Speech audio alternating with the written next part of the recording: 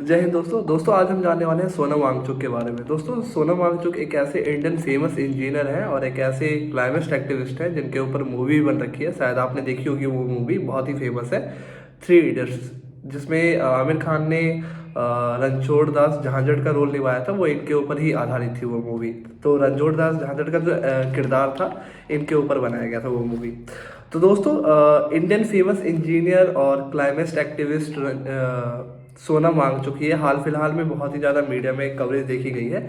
हालांकि इंडिया के main stream media की बात करें तो वो इनको ज़्यादा कवर नहीं कर रही है, लेकिन दूसरे तौर पे अगर सोशल मीडिया में देखी जाए तो ये काफ़ी तौर पे इसे कवरेज किए जा रहे हैं। रीज़न क्या है, क्या कारण है जो ये 21 दिन के अपने भूख हड़ताल पे बैठे हुए हैं, और इनके बारे में आज हम इस वीडियो में जानने वाले हैं। दोस्तों जैसे कि मैंने आपको बताया, सोनम वांगचुक लद्दाख के रहने वाले हैं और ये बहुत ही ज़्यादा फेमस क्लाइमेट एक्टिविस्ट हैं, और लद्दाख के क्लाइमेट को लेकर ये आए दिन एक्टिविस्ट अपने कहते प्रोटेस्ट करते रहते हैं। हाल ही में इन्होंने 21 दिन की भूख हड़ताल अपनी शुरू की थी, 6 मार्च को की थी। 6 मार्च 2024 को इन्होंने शुरू की थी, और कल यानी कि 26 मार्च 2024 को इन्होंने अपना भूख हड़ताल खत्म किया है। अच्छा, इन्होंने भूख हड़ताल शुरू किस लिए किया था? तो दोस्तों इनकी ये जो हड़ताल शुरू की थी, इनके पीछे दो रीज़न थे।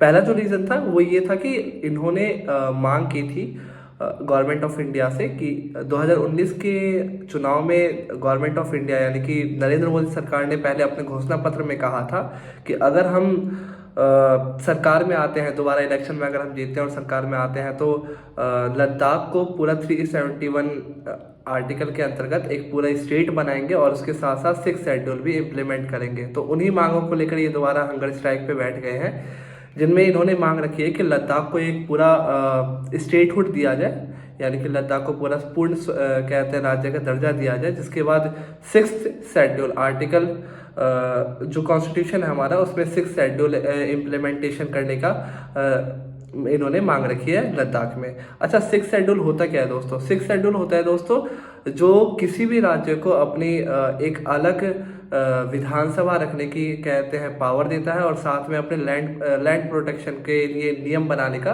अपने कहते हैं अधिकार देता है।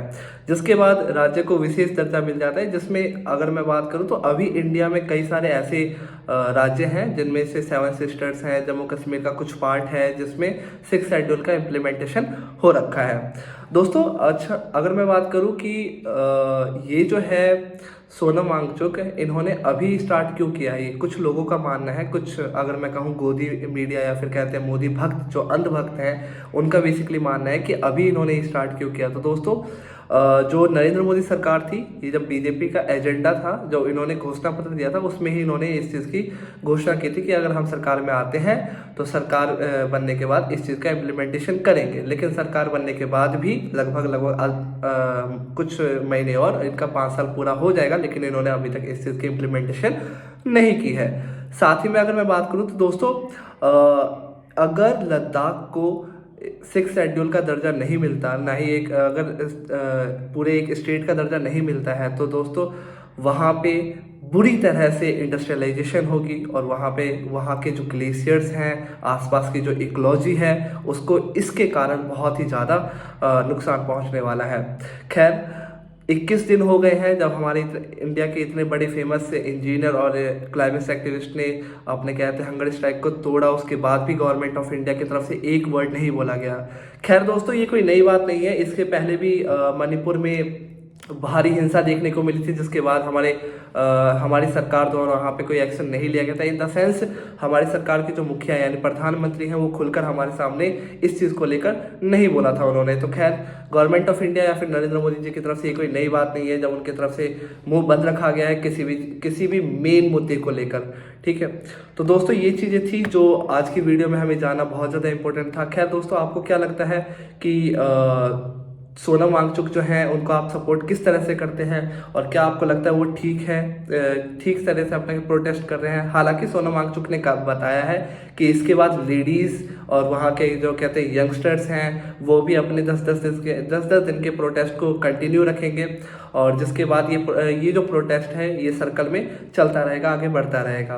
खैर देखने वाली बात होगी कि हमारी गवर्नमेंट ऑफ इंडिया की तरफ से चुनाव से पहले पहले क्या ऐसे कदम उठाए जाते हैं जो इनके फेवर में आएंगे। तब तक के लिए जय हिंद, धन्यवाद। तू डरता बहुत है